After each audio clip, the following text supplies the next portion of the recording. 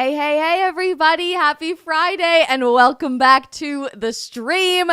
It is a crazy day out there in the world, and I am so excited to be breaking all of it down with you guys today.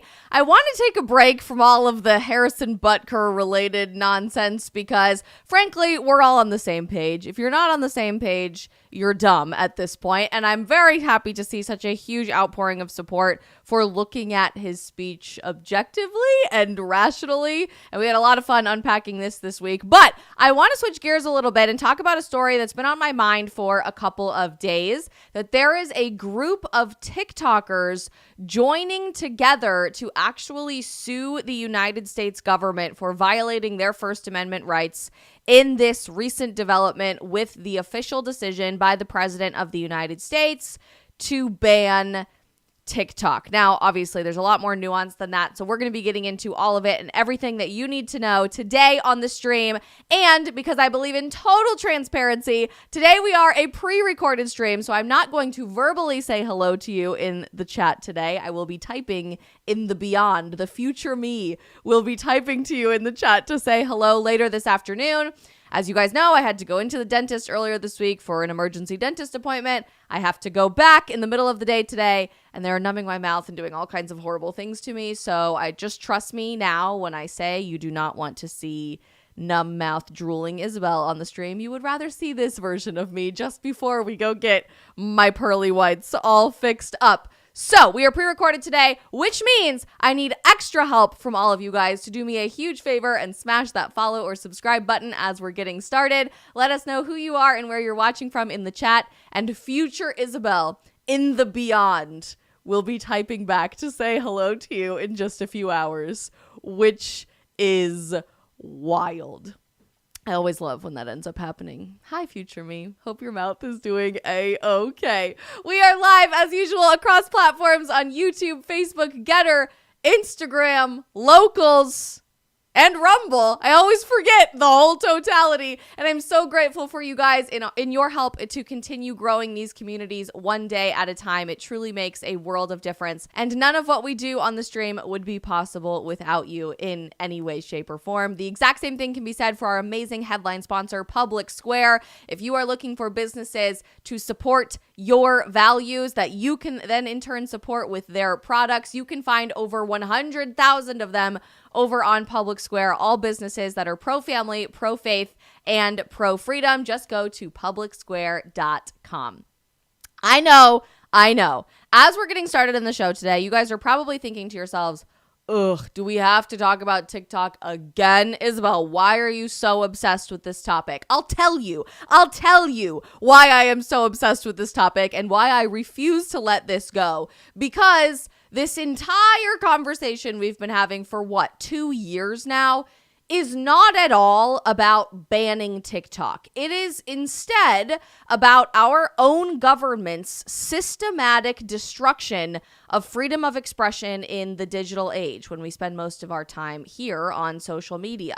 It's not even really about national security, and I've rehashed endless times the arguments for why it's obvious that a TikTok ban is not really about national security. But I'm really glad to see more people waking up to this reality, that even the legislation that was just signed by President Joe Biden has nothing to do with protecting Americans' data, specifically from China. Instead, it just massively expands the bureaucracy of the federal government, and in particular, the role of one guy, the President of the United States, in unilaterally controlling what information we have a right to engage with on the internet under the facade, the guise of national security. So I've not made a lot of friends over the last couple of years in being so staunchly outspoken against the idea of a TikTok ban, but the answer for why is really quite simple.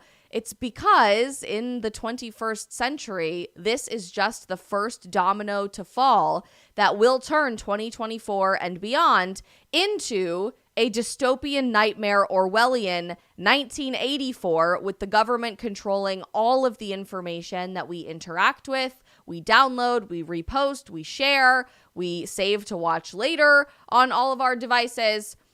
and calls that propaganda, that they replace it with truth. Make no mistake about it. Really, this isn't even about politics or partisan affiliation whatsoever, especially as we've seen the federal government link arms over this one issue more than anything else we've been able to find common ground on in the past several years.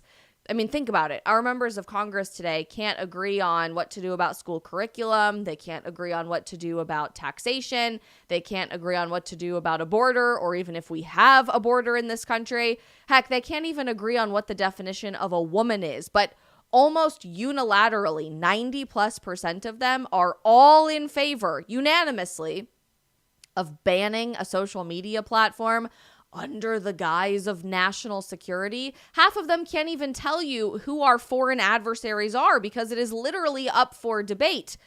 So it's not really about partisanship, and it certainly isn't about protecting our country. This is about the people in positions of power continuing to manipulate their positions of power to silence, to muzzle, and to indoctrinate you and me, us, we the people. And I am so glad to see more social media content creators, not just in the world of politics, but across the spectrum of what it means to be a creator, speaking up about our rights under the First Amendment to the Constitution to freedom of expression.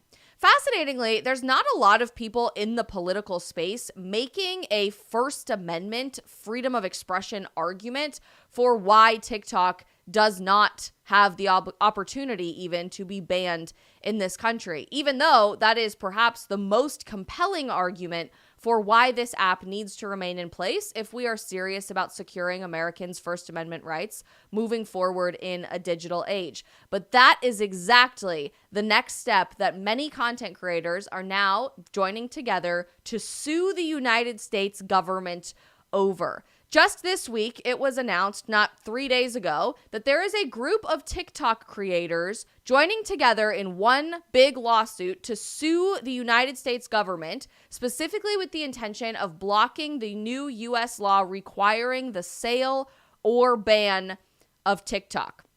TikTok, the company, has agreed to cover the legal fees of this group of creators, and they are specifically making the argument that a ban of the app violates their First Amendment rights. This is a group of 8 different TikTokers joining together. I don't think any of whom, maybe with the exception of one, are creating politically oriented content. They create content across the spectrum of the internet, which I think is really, really cool.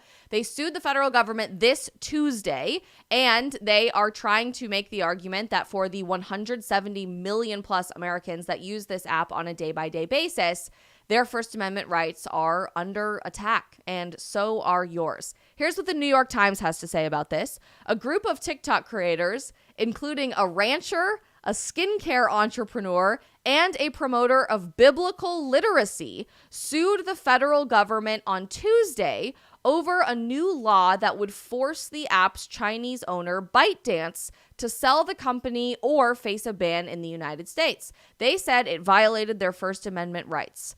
In the lawsuit, it says this: the 8 creators have found their voices, amassed significant audiences, made new friends, and encountered new and different ways of thinking.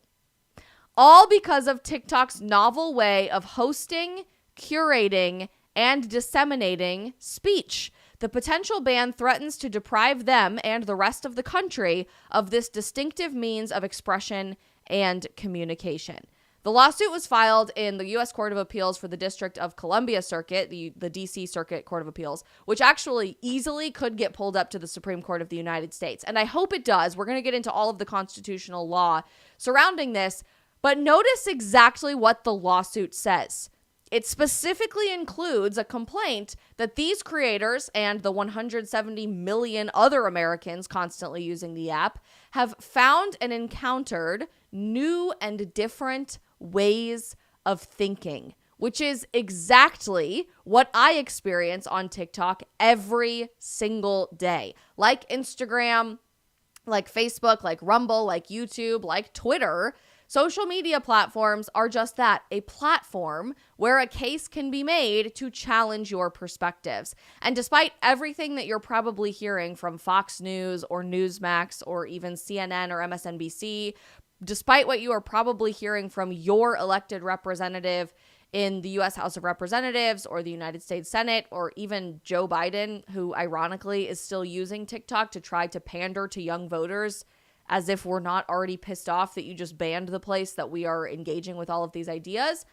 TikTok is the place where I see more honest, transparent, and authentic debate about the biggest cultural, social, and political issues of our time than any other place on the internet. TikTok is the front lines for how we continue to win the war of ideas with the next generation. And I see it happen every single day. Again, not just in the world of politics, but talking about gender ideology, talking about the Bible and why your faith matters, talking about international affairs and what's going on around the world, and maybe most importantly, freedom of expression, which is constantly discussed on this platform, where I see it being swept under the rug and shoved out the door on Meta platforms, on Google platforms, and on Twitter alike.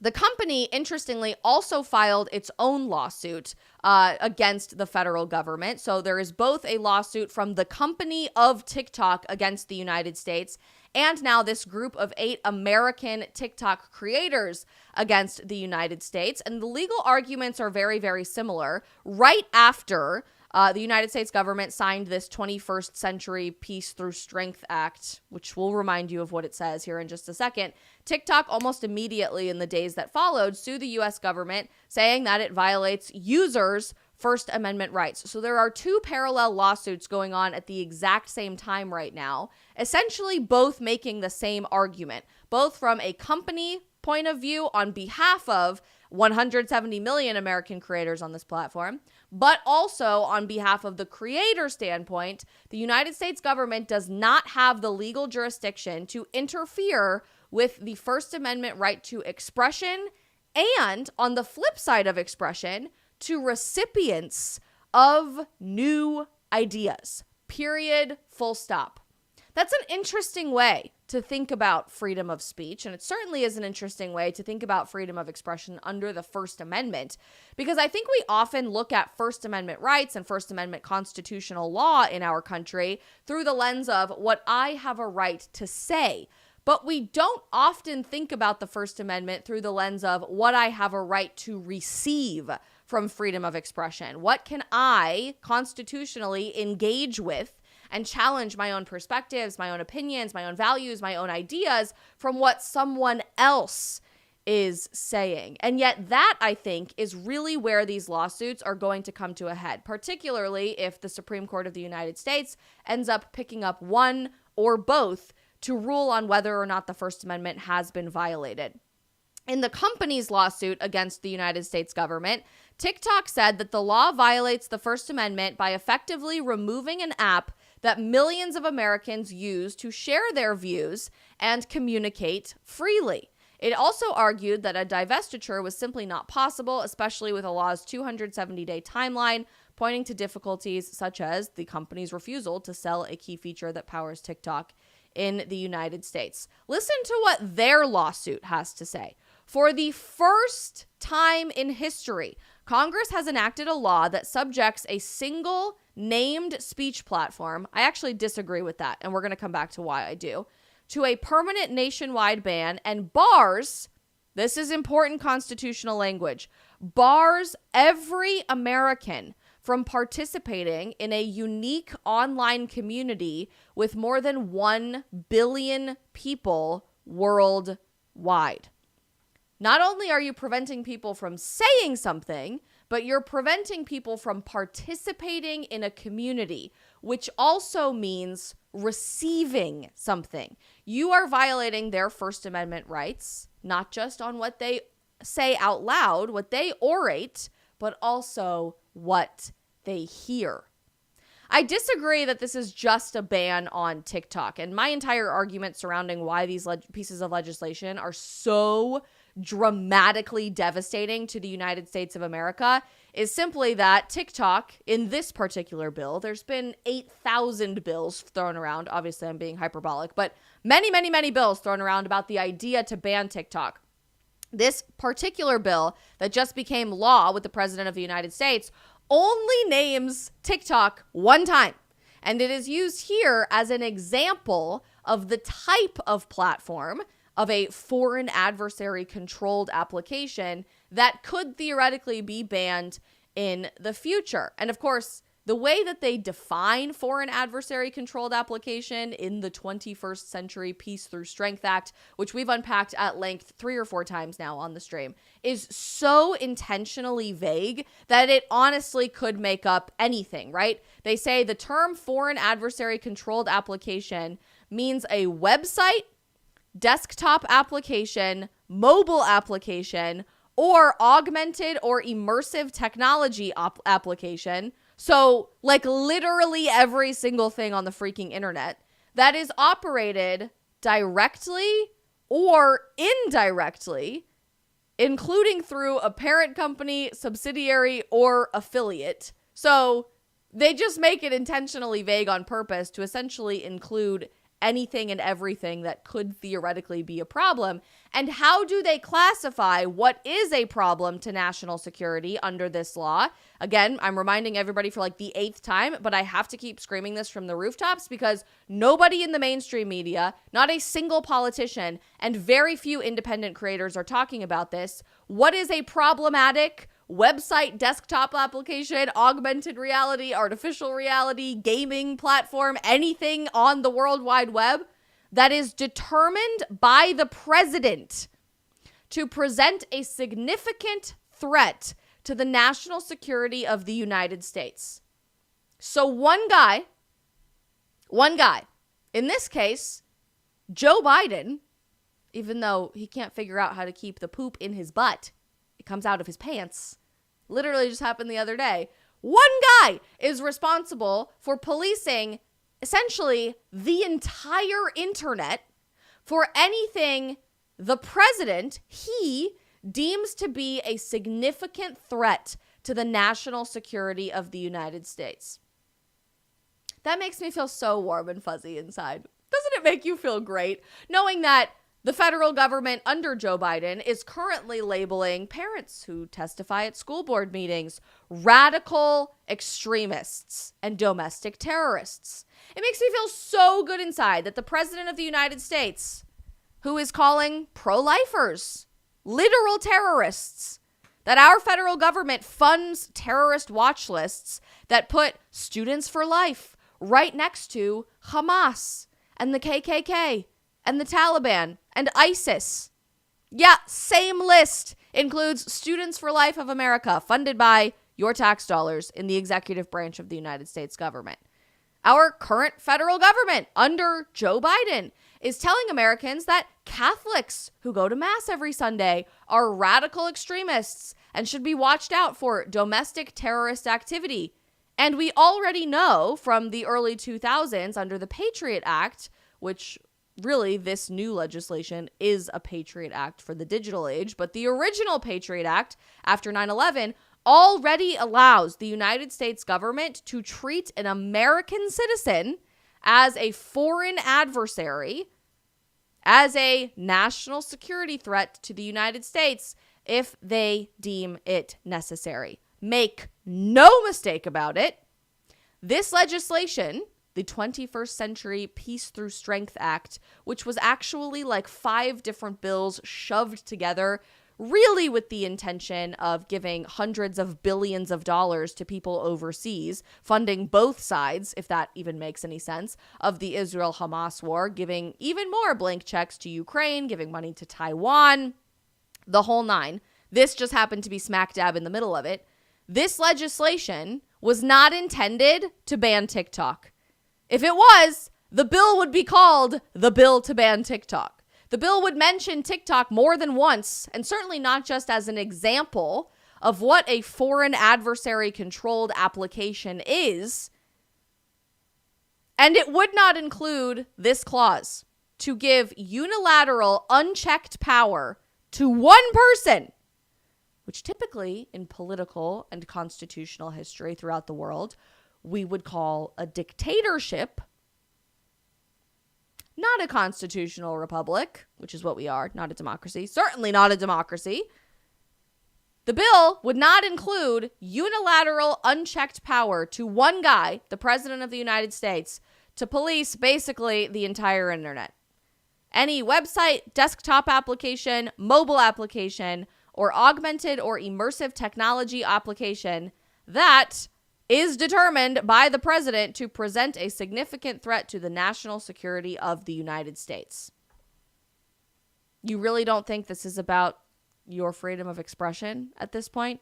You really don't think the first people they're going to go after on TikTok aren't or are?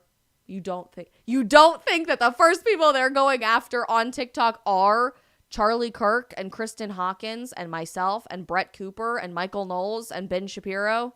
Come on, man. But we did it, Joe. We destroyed the internet, Joe, because that's just where we're at. And there's absolutely nothing wildly suspicious about all of this happening in April/May of 2024, just before the 2024 election, where the guy we just handed unchecked regulatory authority to also happens to be running for president and can just unilaterally determine, anything that is critical of me is actually a national security issue and needs to be banned from the United States of America to protect our citizens. Interesting. I find it fascinating that these lawsuits are basically arguing the same thing, both from the 8 creators' perspective and from the company perspective as well. And I want you to hear what these creators are arguing when they say, this is against my constitutional rights. These 8 creators that have banded together to sue the federal government represent a range of people who use the app in the United States, where, as I've said a million times, TikTok says it has 170 million monthly users. They include Brian, a first-generation rancher in Texas, Paul, who runs a skincare brand with his wife. Other plaintiffs include Christopher Townsend, who is a hip-hop artist who shares biblical quizzes with his followers, and Kira Span, an advocate for sexual assault survivors. The rancher has more than 400,000 TikTok followers and says, I would need to get a different job and pay for daycare instead of raising my son at home without income from TikTok's Fund for Popular Creators and the sale of ranch products offered through the app. The hip-hop artist has 2.5 million followers, faces losing the platform on which he is able to express his beliefs and share his spirituality and music with the world. The creators tried using other social media apps like Instagram with far less success. It also said TikTok's defining traits stem from the editorial decisions it makes using its proprietary content recommendation technology. A change in ownership could fundamentally change users' experiences. What do they mean by that? The way TikTok's algorithm works is wildly unique. Nothing else exists like it in the technology space and certainly in social media. You get fed more content based on what you engage with on the platform. So if I'm watching a bunch of videos and liking and saving and commenting on a bunch of videos about traveling to Italy, I'm going there on my honeymoon this summer, about traveling to Italy, and I start saving, commenting, liking, reposting, whatever, engaging with these videos, the algorithm is going to feed me more of that thing. Because of how their algorithm works, actually, I've said for years and years, long before TikTok was ever even problematic or controversial, that there is no other platform that offers the same opportunities for virality like TikTok. As a very small creator, you can instantly go viral with people who share your values and your interests simply based on whether or not they're engaging in content similar to your videos. I've had many videos get millions upon millions of views on TikTok on very controversial subjects that probably would have performed pretty terribly on Instagram or Twitter or Facebook simply because of the way that the TikTok algorithm works. So I actually totally hear where these creators are coming from, that you can just tell me I can go to another platform, but it's really not the same thing. But not only are you violating my First Amendment rights, you are also violating the rights of people who want to receive my content. And that is what's really problematic about this legislation, because this isn't just about muzzling and silencing people of influence. When we give the President of the United States the opportunity to unilaterally regulate the internet, they are not just thinking about silencing their political enemies on social media or even their cultural enemies on social media. They are systematically trying to prevent tens of millions or hundreds of millions of people from seeing what you post. Does that make sense? It's a ripple effect that is so much bigger than shutting down Ben Shapiro or Charlie Kirk or Brett Cooper or Isabel Brown. It is preventing the hundreds of millions of people who see that content from ever engaging with those ideas in the first place. And interestingly, I think that was kind of the intention behind this bill in particular. Not to mention a fun little anecdote on the side that the guy who wrote this legislation's name is Representative Michael McCall. Anybody in the chat live in the Texas 10th Congressional District? Because this is your guy, and you absolutely need to vote him out in November. Representative McCall wrote this 21st Century Peace Through Strength Act that eventually went on to be signed by the President of the United States, the guy who gets to regulate the internet at this point. And not only are they intentionally trying to silence you, to set the national agenda and narrative of propaganda that is the approved narrative, trademark, patent pending, but they also want to profit off of it.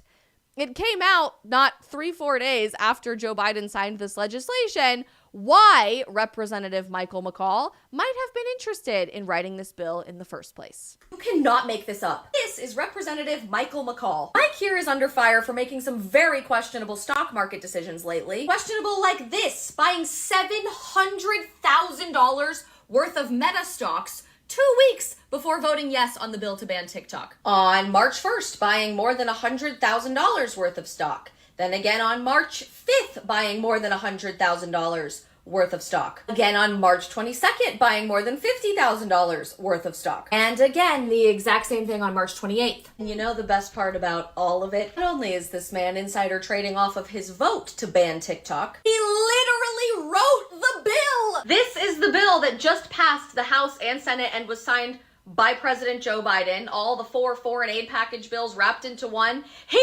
wrote it! The government hates you, kids. Let's start. The government does hate you. The government does hate you. Remember, kids, if you ever have to ask yourself, would the government do that? The answer is absolutely they would, and they probably already have. So not only are they trying to silence you, not only are they trying to prevent everyone who listens to what you have to say from ever engaging with those ideas, they themselves are allowed to financially profit from it. We live in a banana republic at this point in time. But here's why I continue to have hope and why I'm skeptical TikTok is actually going to go away at this point. I have been up in arms about how terrible this is. Obviously, President Donald Trump, former President Donald Trump, has really been leaning into in his campaign, I will save TikTok, which I think is a genius campaign strategy for him to reach disaffected young voters who are rightfully pissed off at Joe Biden's decision to sign this legislation. But I actually think there's a much deeper underlying reason to have hope than the off chance President Trump does win the election in November. Which really anything could happen between now and then. And it really boils down to constitutional law. So I want us to remember what the First Amendment to the Constitution of the United States actually says verbatim, because I think it's important as we ask the question, does this legislation, does the ban of TikTok actually violate First Amendment rights of American citizens? The First Amendment to the Constitution says this: Congress shall make no law. Well, we're talking about a law made by Congress, so that's interesting. Respecting an establishment of religion or prohibiting the free exercise thereof, or abridging the freedom of speech or of the press, or the right of the people peaceably to assemble and to petition the government for a redress of grievances. Interesting. That's pretty vague, intentionally, by our founding fathers, because they could not even begin to predict that this would be a First Amendment argument we were having almost, 250 years after the foundation of our country.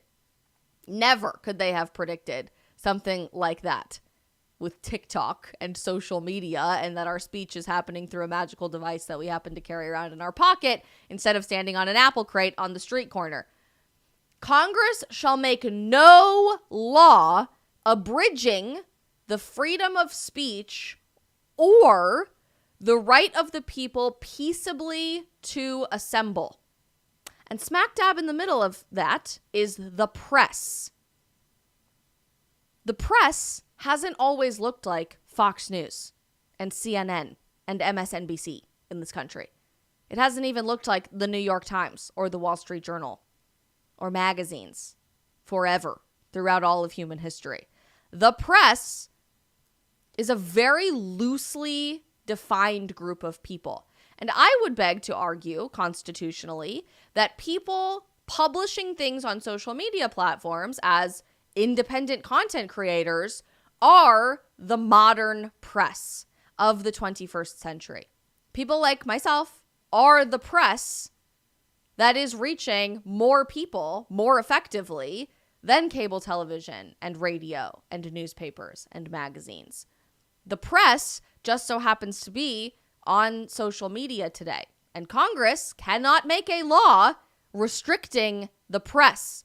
It certainly cannot make a law abridging your right to say whatever you want to say, because that is your right as an individual. But they can't prevent you from publishing your ideas publicly for the benefit of the masses, because really that's what the press is, right?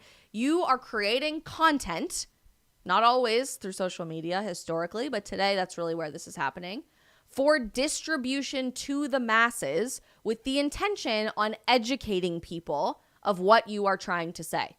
Be that opinion, be that commentary, be that objective reporting and journalism, or anything in between. It's an interesting argument to make whether or not social media today is part of the umbrella with people on social media, creators on social media, is part of the umbrella of the press.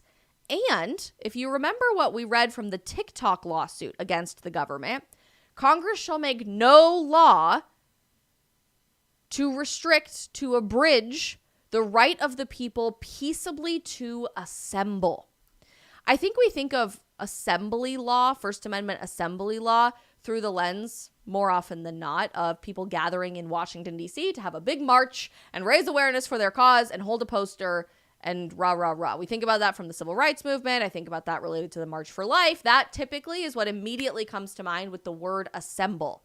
But what if TikTok is making a different argument here that is more tailored to the modern age? They say a TikTok ban bars every American from participating in a unique online community with more than 1 billion people worldwide. You could phrase that a different way. Is banning a social media platform used by a third, more than 1/3, of the United States population preventing them from assembling? Preventing them from assembling in a unique community to receive and exchange ideas that they are constitutionally protected to exchange and receive. Yeah, I never would have thought of it that way, but what a compelling argument. And the most highly paid, very well-educated constitutional lawyers in the world are all working on these cases right now, so I'm sure they could phrase it in a much more eloquent and legalized way than I am right now. But what a powerful, simple, profound truth. And you don't need to be a constitutional attorney. You don't need to have attended Harvard Law School, which, let's be honest, what does that even mean these days? Because Harvard is going down the drain, to understand what this says. And that's what I love about constitutional law, to be honest. I was accepted to law school. I decided not to go. Both my parents are attorneys, and I love talking about legal issues. But I love constitutional law because it is intentionally simple. It's not supposed to be complicated like this. Constitutional law is about looking at the document that created the foundation for the legal system of this country and asking, does all of the new complicated shit that we work on in Washington, D.C. every day violate this very simple sentence? And it is very cut and dry. Congress shall make no law, none, zero, zilch, nada, prohibiting the free exercise of religion, abridging freedom of speech or of the press, or the right of the people peaceably to assemble. So the question in front of attorneys now in the D.C. Circuit Court of Appeals is quite simple. Did this law giving the president, that's it, one guy, the opportunity to ban any website, desktop application, mobile application, augmented or immersive technology application, including but not limited to TikTok, and that one guy happens to be the president, does this violate the First Amendment of the United States? At face value, hell yes. Hell yes. This bill violates the First Amendment of the United States. And I don't know what else possibly could be a more compelling argument than that. But there's another First Amendment argument to be made in this case that is even more shocking to me, that I never learned about growing up. I never learned about in college. I certainly never learned about in AP US government.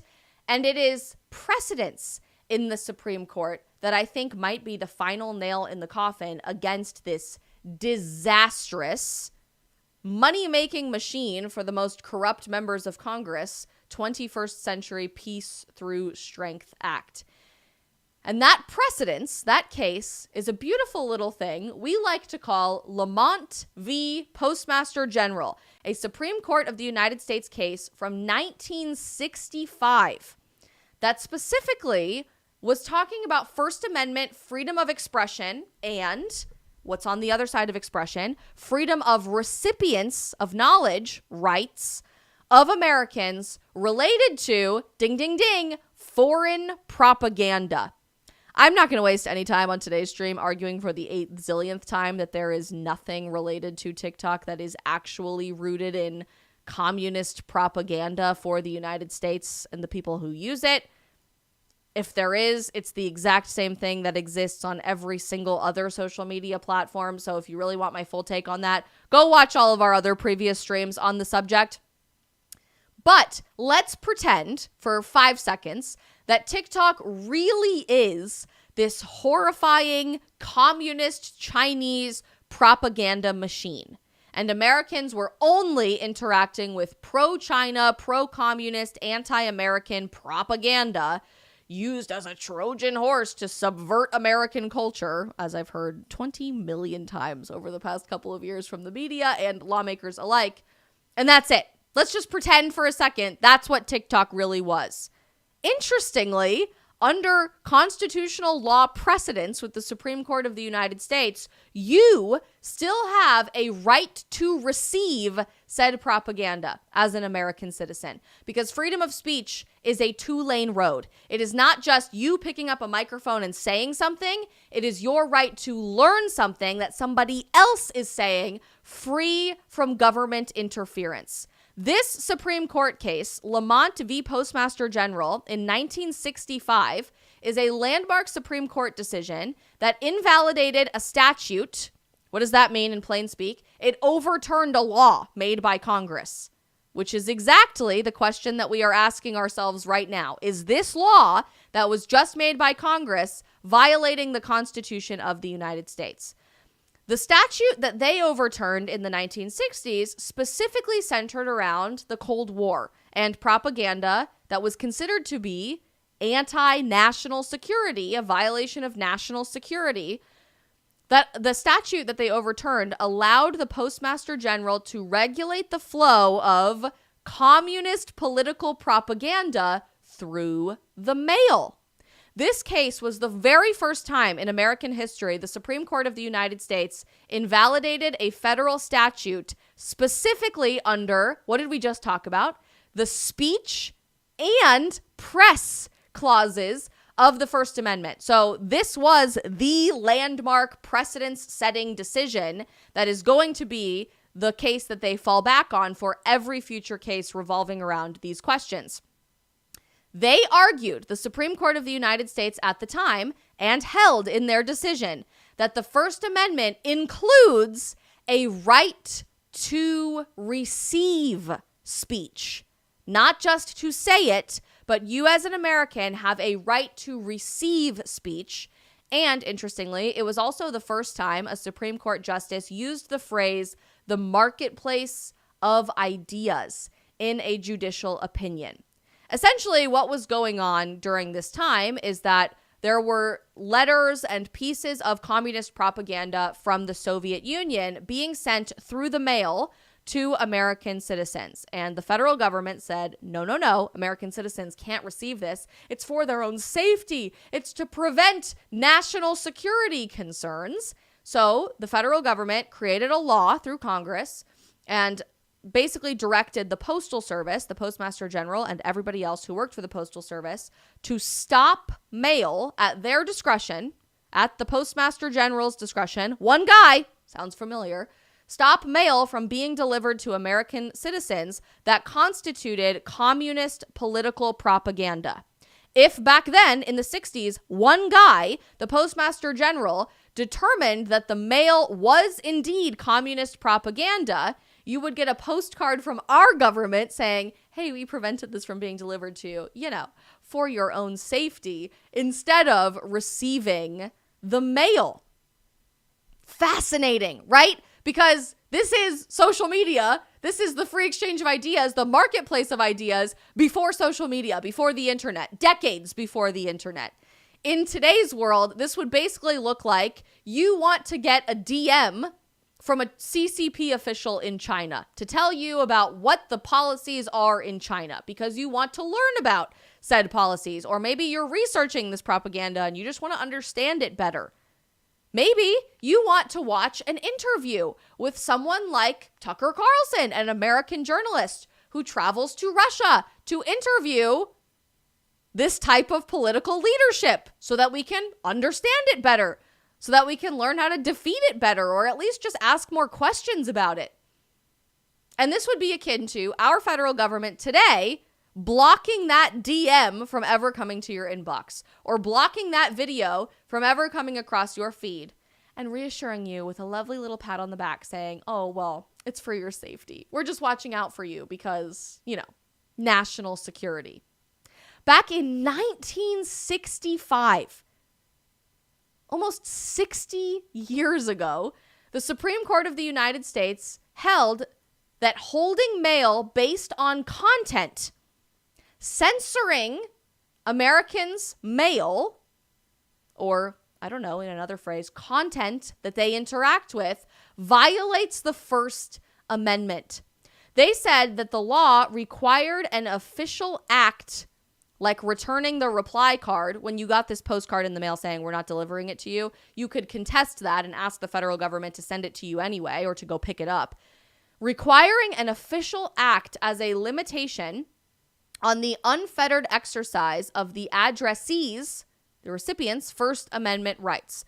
The court concluded that the statute was almost certain to have a deterrent effect, especially as respects to those who have sensitive positions. Does that sound familiar today or what?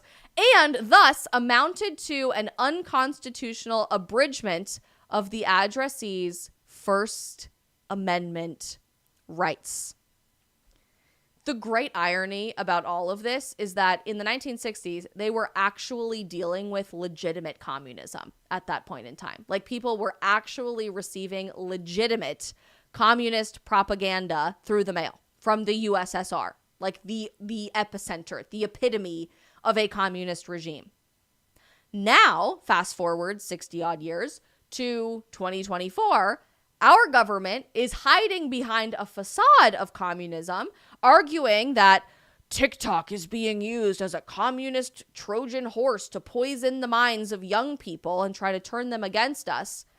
But in reality, as we already know from what our federal government is labeling as national security concerns, pro-lifers, religious people going to church, conservatives who post memes on the internet. A woman literally, you guys, is being prosecuted by the government right now for posting a freaking meme about Hillary Clinton and the 2016 election. I'm not even making this up. Those people are those under the thumb of big government for what? For sensitive positions. And yet, our government is hiding behind, well, it's about the communists. It's about the communists. We want to silence the communists. No, they don't. Half of our own government is communists at this point. Who do they want to silence? You. They want to silence Judeo-Christian values. They want to silence objective science about the development of children and gender. They want to silence ordinary citizens who have grievances against their own government. They want to silence, just like they did then, the sensitive opinions of their time. And it just so happens that, sadly, the communist ideology is quite mainstream in culture today. All of the things we talk about every day are radically countercultural in today's day and age. And that is what our government, according to existing constitutional law, does not have a constitutional even opportunity, let alone obligation, to abridge, to restrict, to shut down. No matter how sensitive or countercultural those positions are in their time. Justice Brennan, in writing a concurrence opinion for this case in 1965, made explicit what had already been implicit in the majority opinion, and I love this. He said the right to receive publications is a fundamental right for American citizens, the protection of which is necessary to make the express guarantees of the First Amendment fully meaningful. The right to receive was clearly acknowledged by the entire Supreme Court because the court premised its holding on the recipient's rather than the foreign speaker's constitutional claim. And that is precisely the argument that TikTok, the company, and these 8 American content creators are making in their lawsuits against the United States government. Congress is barring every American from participating in a unique online community. They are barring their speech, they are barring the modern press, and they are barring your right to peaceably assemble, which under the Constitution is prohibited. Congress shall make no law. Look, you might not like TikTok, and that's okay. Honestly, you don't have to. You don't have to like TikTok. I love TikTok for a whole myriad of reasons, but you don't have to. But even if you don't like it, do you not see the slippery slope with this type of constitutional law being violently, obviously, flagrantly ignored by our current representatives in the United States government?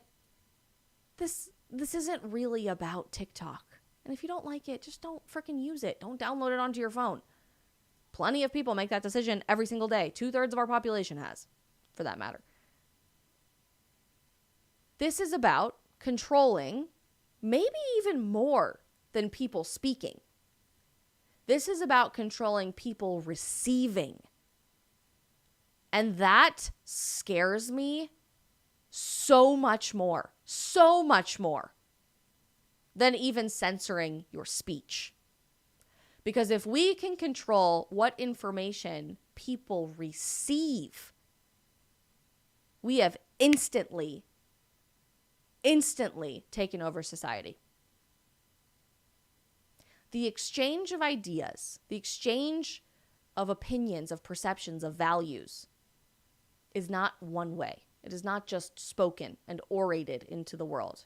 It is also heard and received and pondered upon and reflected upon. It's what allows us to change hearts and minds, because it's not enough to just talk to a brick wall. You can make noise all day long with sounds coming out of your mouth. But if it's not heard and interpreted and understood, words mean nothing. I feel like I just sounded like Abby Lee Miller. You mean nothing! Jojo! That's what's so scary about the Supreme Court of the United States deciding to ban the most impactful social media platform of our time. Because with one stroke of the pen, one guy, and at this point it's looking more and more like a dictatorship here every single day, so love that for us. One guy gets to determine not just what you say, but maybe even more importantly, the information that you receive. I don't care who you are. That is fundamentally anti-American. That is fundamentally anti-Western civilization. That's anti-human. That is the grossest violation of your most basic human rights to think, to speak, to exchange ideas than I've ever heard in this whole conversation about censorship and freedom of expression. If we don't speak up about it now, if we don't aid the fight, if we don't draw more attention to these cases and put pressure on people, put public pressure on people to talk more about this, we can kiss our right to receive goodbye. I'm going to be following these cases quite closely. Obviously, they are brand new. The case from TikTok, the company, on behalf of American citizens, was filed just after the bill was signed in late April. This new, or early May, beginning of May, this new lawsuit that's being paid for by TikTok, but is 8 different American creators banding together, just got filed this Tuesday. So it probably will take a little bit of time, but I'm really optimistic that this platform is probably here to stay. And what the Supreme Court decides related to upholding the precedents of Lamont v. Postmaster General and just the First Amendment to the Constitution in general will be very, very telling for what the future of freedom of expression looks like in the world. But related to a whole myriad of other constitutional issues this week, the pendulum is swinging, you guys. Maybe not in government necessarily per se, and certainly is taking a bit longer here in the United States, but the pendulum towards truth is swinging. And I have no doubt it's going to happen here, but for goodness sakes, Peru this week, just decided to declare transgenderism nationally a mental illness and try to get helpful resources to people who actually need them instead of affirming lunacy.